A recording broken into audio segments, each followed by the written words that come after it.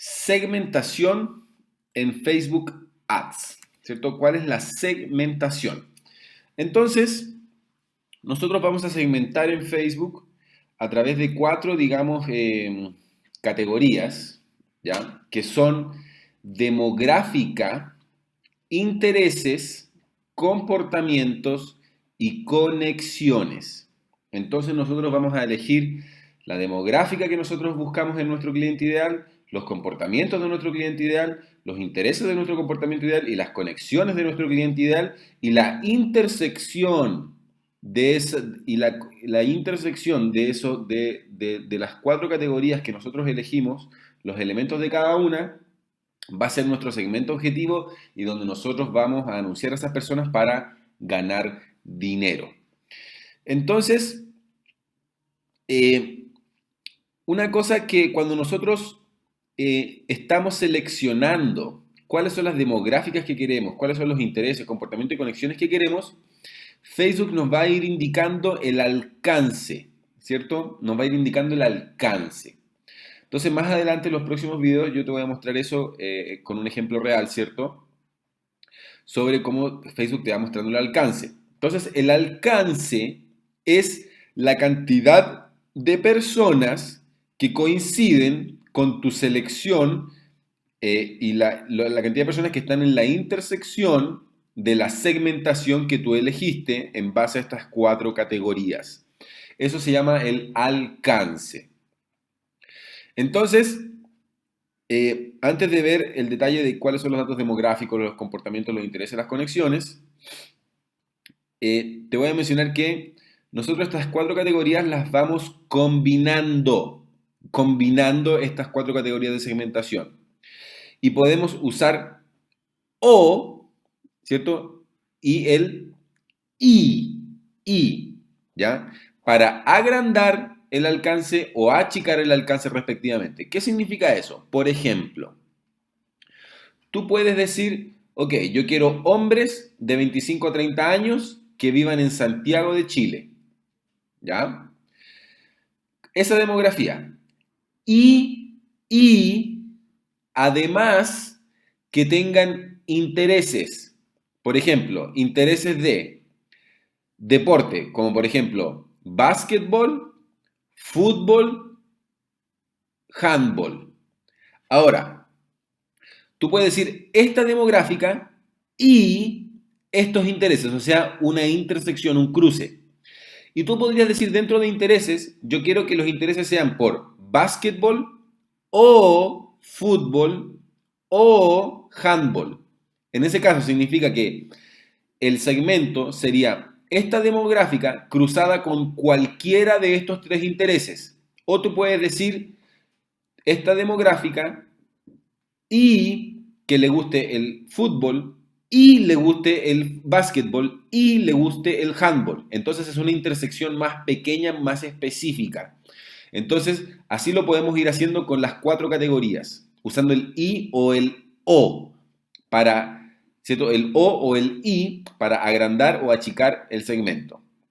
¿Cierto? Eso es conceptualmente cómo funciona la segmentación y en los videos próximos vamos a ver ejemplos reales con campañas reales. Entonces, por ejemplo, nosotros podemos segmentar por lugar geográfico, ¿cierto? Llegar a clientes en las áreas donde viven o donde hacen negocios contigo, por ejemplo, segmentar en un lugar geográfico donde la gente está trabajando, por ejemplo, un centro industrial, ¿cierto? De la capital de tu ciudad, por ejemplo.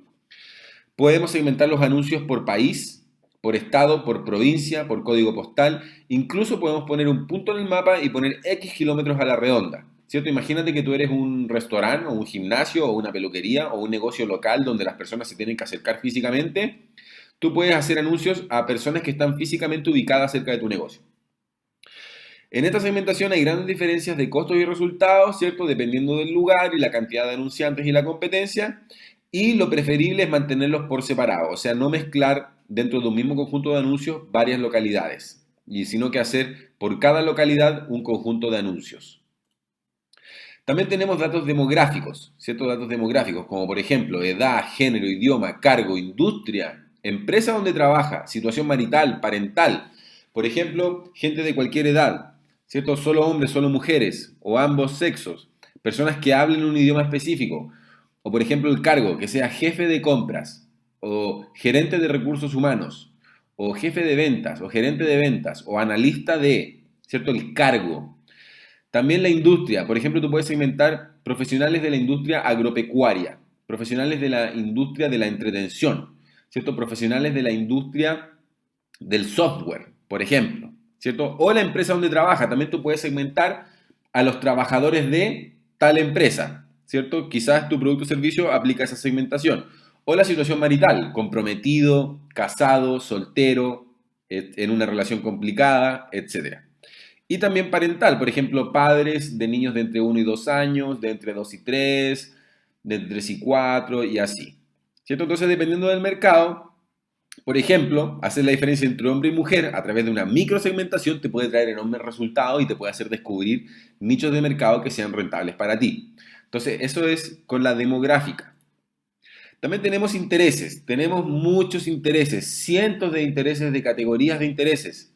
¿Cierto? Música, gente que le gusta la música de heavy metal, gente que le gusta la música de reggaetón, gente que le gusta la música clásica, gente que le gusta la música lounge, electrónica, etcétera. ¿Cierto? Gente que le gusta el cine, o gente que le interesa o que le gusta cierta película en particular, o cierto programa de televisión en particular, o gente que le interesan los deportes, ¿cierto? Todo tipo de deportes, hockey, básquetbol, fútbol, ajedrez, natación, levantamiento de pesas, trote, correr, etcétera, etcétera, etcétera. Todos los deportes que se te ocurran.